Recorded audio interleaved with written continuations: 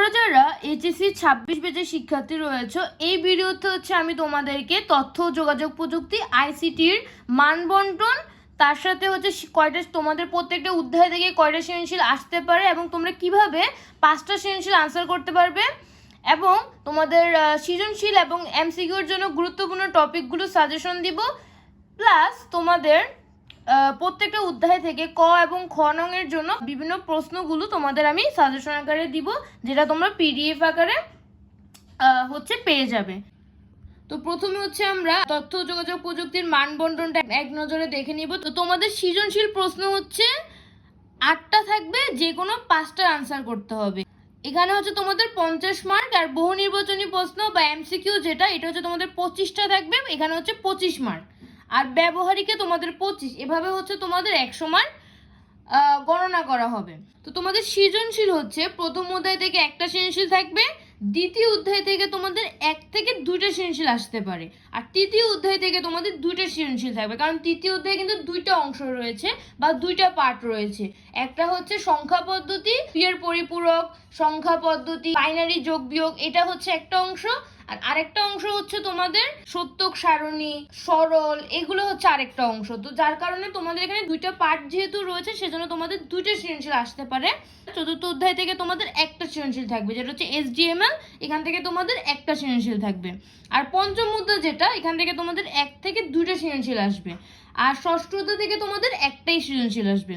তো এখানে তোমাদের যদি পঞ্চম অধ্যায় থেকে 2টা সৃজনশীল আসে, তাহলে তোমাদের দ্বিতীয় অধ্যায় থেকে একটা সৃজনশীল আসবে। আর যদি তোমাদের পঞ্চম অধ্যায় যদি একটা সৃজনশীল আসে, তাহলে অবশ্যই তোমাদের 2টা সৃজনশীল দ্বিতীয় অধ্যায় থেকে আসবে।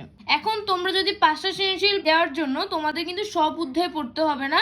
এক্ষেত্রে তোমাদের জন্য গুরুত্বপূর্ণ অধ্যায়গুলো, যেখান থেকে তোমরা চাইলে ফুল মার্কস পেতে পারো, এই গুরুত্বপূর্ণ অধ্যায়গুলো তোমাদের জন্য 3টা। একটা তৃতীয় অধ্যায়, চতুর্থ অধ্যায় এবং পঞ্চম অধ্যায়। এই 3টে অধ্যায় যদি তোমরা ভালোভাবে পড়ো, এখান থেকে তোমরা চাইলে কিন্তু 4 থেকে 5টা সৃজনশীল আনসার করতে পারবে। কিন্তু এখন এই অধ্যায়টা, যেমন পঞ্চম অধ্যায় বা তৃতীয় অধ্যায়, এখানে অনেকগুলো অংশ কিন্তু একটু কঠিন। তো সেই ক্ষেত্রে তোমাদের যেটা করতে হবে, সেই ক্ষেত্রে তোমরা প্রথম অধ্যায়, দ্বিতীয় অধ্যায় এবং ষষ্ঠ অধ্যায়, এখান থেকে তোমরা যে কোনো 2টা চ্যাপ্টার যদি পড়ো, তাহলেও কিন্তু তোমাদের হবে।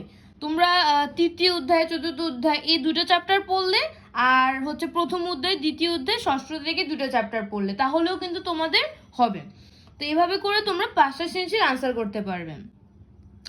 আর 5টা সৃজনশীলের যে ক খ রয়েছে, ক খ এর জন্য আমি তোমাদের এখানে বিভিন্ন প্রশ্ন সাজেশন আকারে দিয়ে দিব। আমরা এখান থেকে অনেকগুলো দিয়েছি, তোমরা সেখান থেকে শুধুমাত্র যে বোর্ড পরীক্ষায় যেগুলো এসেছে, বিভিন্ন বোর্ডে যেগুলো এসেছে, যেমন ঢাকা বোর্ড, সিলেট বা বিভিন্ন বোর্ডে যেগুলো এসেছে, তোমরা শুধুমাত্র সেই বোর্ডের প্রশ্নগুলো যদি সমাধান করো, তাহলেও কিন্তু তোমাদের ক খ এর জন্য কিন্তু একটা ভালো প্রস্তুতি হয়ে যাবে। 25টা এমসিকিউ আনসার করার জন্য তোমাদের সবচেয়ে গুরুত্বপূর্ণ চ্যাপ্টার থেকে সবচেয়ে কম গুরুত্বপূর্ণ চ্যাপ্টার, এভাবে করে আমি রেখে অধ্যায়গুলোকে সাজিয়েছি।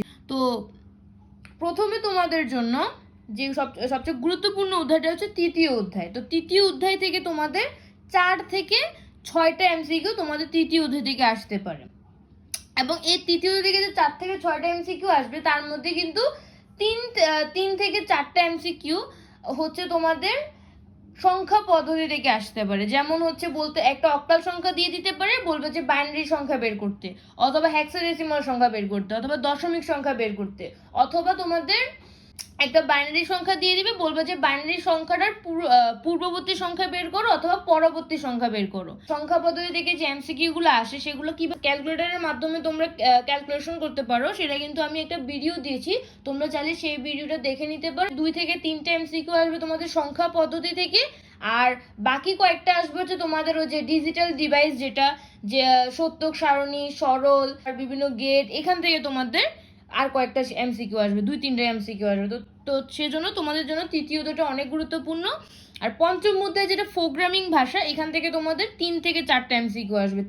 তারপর দ্বিতীয় অধ্যায় থেকে তোমাদের এটাও খুবই গুরুত্বপূর্ণ, কারণ এখান থেকে তোমাদের 4 থেকে 5টা এমসিকিউ আসবে। চতুর্থ অধ্যায় থেকে তোমাদের 3 থেকে 4টা এমসিকিউ আসবে। আর প্রথম অধ্যায় থেকে তোমাদের 2 থেকে 3টা এমসিকিউ আসবে। আর ষষ্ঠ অধ্যায় থেকে তোমাদের 1 থেকে 2টা এমসিকিউ আসতে পারে। তো তোমাদের উপরে যে অধ্যায়গুলো রয়েছে, সেগুলো তোমরা ভালোভাবে পড়ো। তাহলে তোমরা 25টা এমসিকিউ ভালোভাবে আনসার করতে পারবে। এবং এমসিকিউ এবং সৃজনশীল আনসার করার জন্য তোমাদের প্রত্যেকটা অধ্যায় ভিত্তিক আমি বিভিন্ন টপিক দিয়ে দিয়েছি, তোমরা সেটা পিডিএফে পেয়ে যাবে। যদি একটা দেখাই তোমাদের, প্রথম অধ্যায় থেকে হচ্ছে তোমাদের জন্য কোন কোন টপিকগুলো গুরুত্বপূর্ণ এটা আমি দিয়েছি। এছাড়া এখানে কিছু প্রশ্ন রয়েছে, এই প্রশ্নগুলো তোমরা যদি পড়ো তাহলে তোমাদের কিছুটা ধারণা ক্লিয়ার হবে। এমসিকিউর জন্য তোমাদের 2019 থেকে 2025-এর বিভিন্ন যে বোর্ড প্রশ্নগুলো রয়েছে সেগুলো তোমাদেরকে সলভ করতে হবে, তাহলে তোমরা এমসিকিউ হচ্ছে আনসার করতে পারবে। এমসিকিউর জন্য তোমাদের প্র্যাকটিসের কোনো বিকল্প নেই। তো তোমাদের হাতে যেহেতু এখনো 2 দিন সময় রয়েছে, সেজন্য তোমরা ভালোভাবে প্রস্তুতি নাও। আমরা আশা করি আইসিটিতে একটু ভালো রেজাল্ট করতে পারবে।